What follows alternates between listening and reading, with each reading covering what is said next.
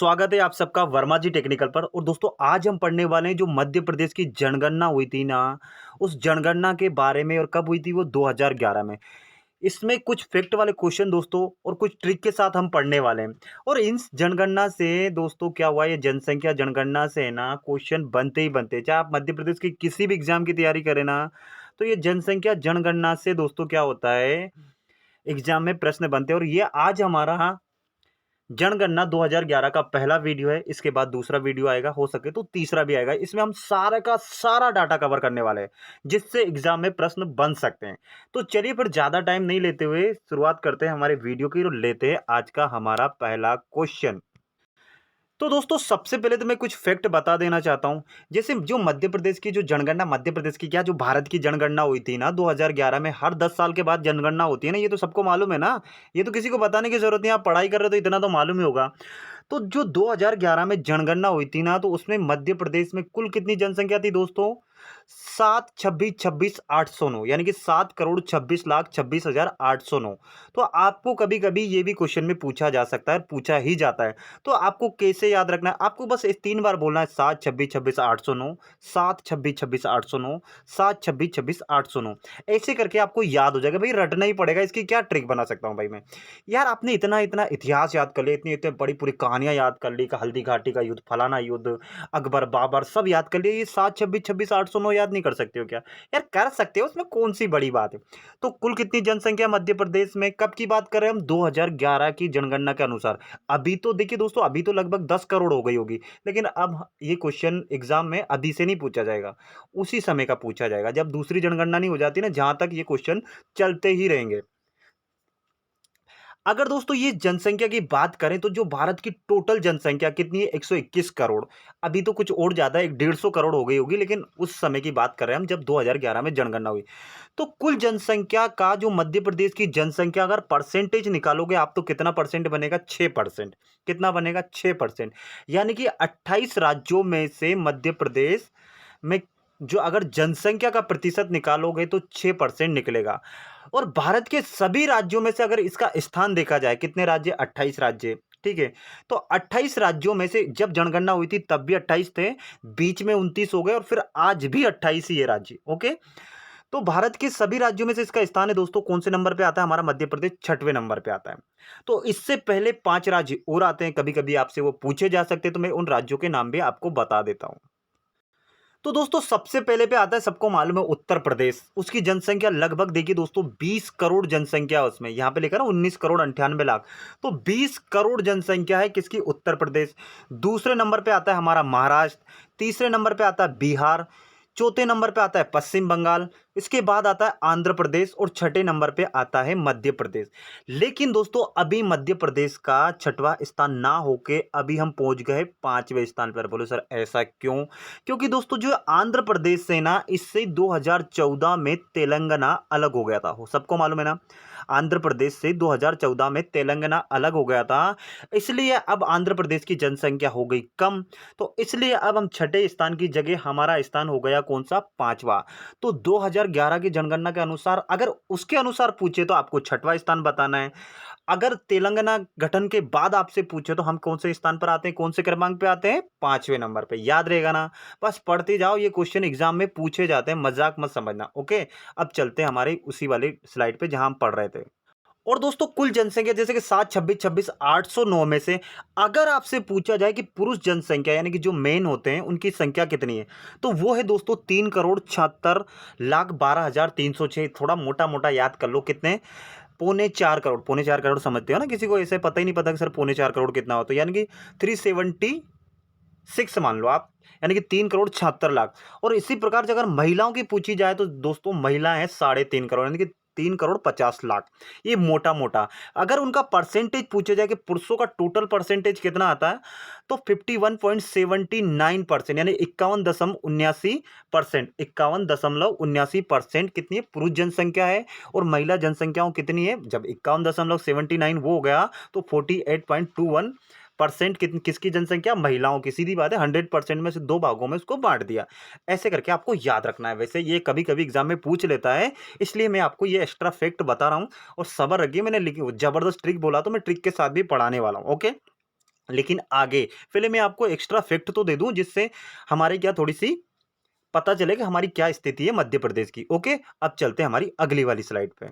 तो दोस्तों वो तो हो गई हमारी महिला पुरुष की, लेकिन आपसे शिशु, शिशु का मतलब क्या होता है, उसमें 0 से 6 वर्ष यानी कि जो उस समय जो पैदा हुए थे वहां से लेकर जो 6 वर्ष के जो हुए थे उनकी जनसंख्या। शिशु में क्या आता है, लड़का लड़कियां दोनों की बात कर रहे हैं। बच्चे, शिशु यानी बच्चे जो 0 से 6 वर्ष के होते हैं ना, उनको शिशु बोलते हैं, बच्चे आते हैं। अब बच्चों में लड़कियां भी आएगी, लड़कियां भी, लड़के भी आएंगे। तो वो टोटल कितने थे उस समय, 1 करोड़। कितने थे, 1,08,09,395 शिशु थे, यानी कि उसमें लड़कियां भी थी, लड़के भी थे। अगर लड़कों लड़कों की बात करें, यानी शिशु में, यानी कि 0 से 6 वर्ष के अगर लड़के लड़के थे, वो कितने थे दोस्तों, 56 लाख, यानी 56,36,36,172। ये आप याद कर लो, स्क्रीनशॉट लेके रख लो, आपको बहुत जरूरत पड़ेगी, कभी कभी पूछे जा दोस्तों इसमें ट्रिक कैसे बनेगी, आप भी बताओ क्या ट्रिक बनाऊं मैं इसमें।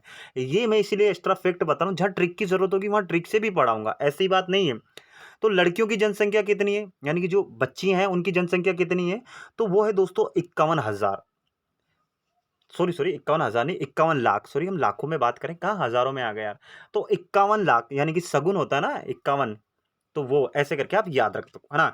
दोस्तों अगर जो 2001 में जब जनगणना हुई थी, कब हुई थी, 2001 में, और 2001 जनगणना से फिर अगली जनगणना कब हुई, 2011 में हुई।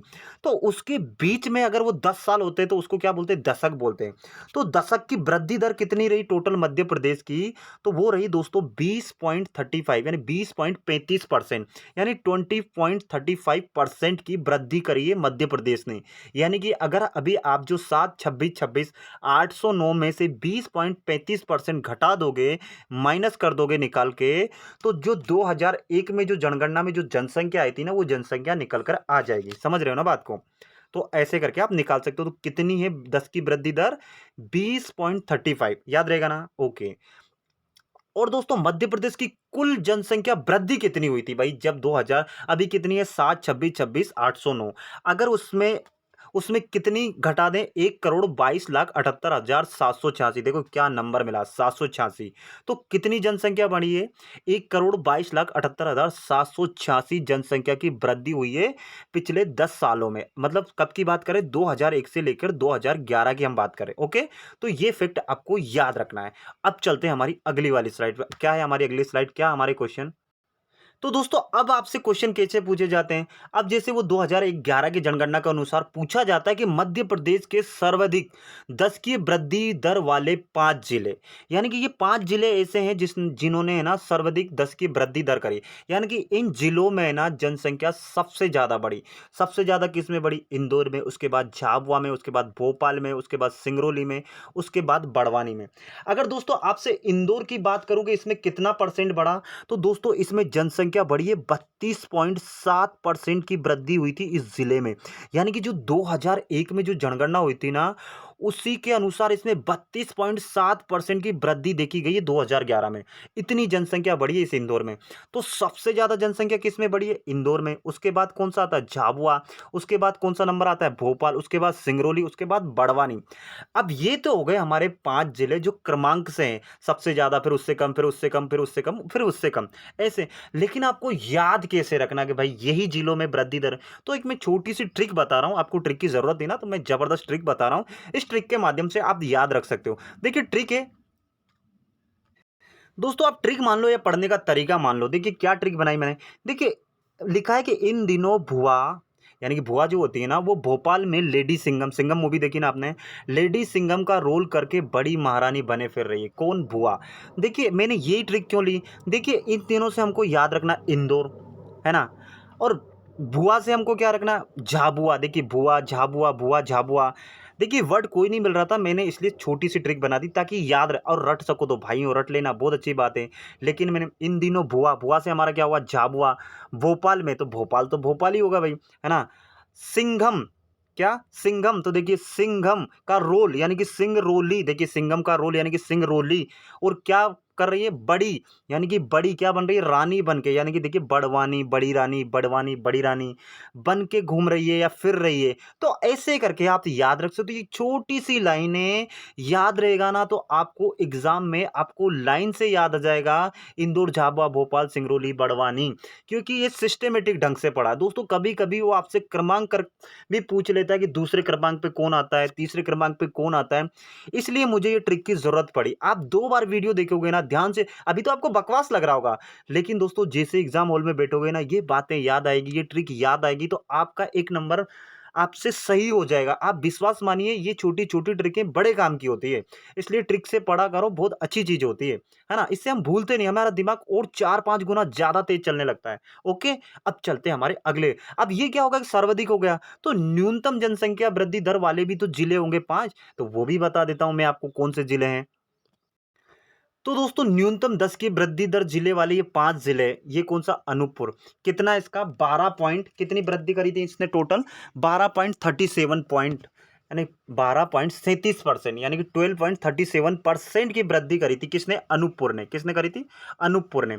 सबसे कम अनूपपुर ने करी थी, उसके बाद बैतूल आता है, फिर छिंदवाड़ा आता है, फिर मंदसौर आता है, फिर बालाघाट आता है।